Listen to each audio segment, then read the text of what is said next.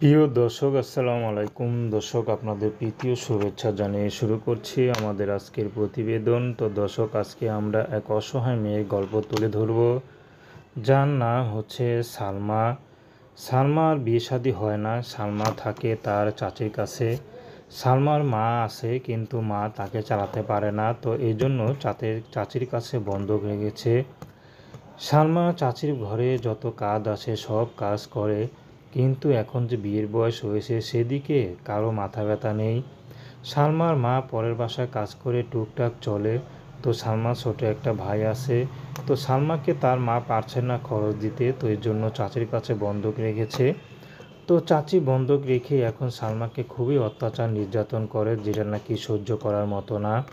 তার মধ্যে সালমা এখন বিয়ে শাদী করবে, বড় হয়েছে, বয়স হয়ে যাচ্ছে।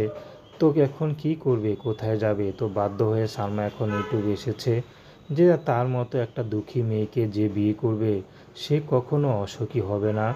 সালমার একটি কথা, আমি দুঃখী হতে পারি কিন্তু আমার মনটা খুবই নরম।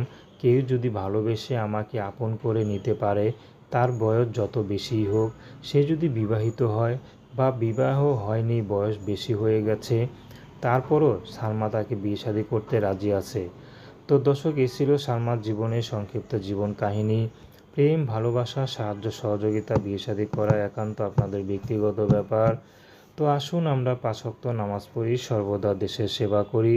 তো সালমাকে এই দুঃখের দিনে কি দুঃখ না দিয়ে যদি একটু সুখ দিতে পারি তাহলেই ফোন দিন।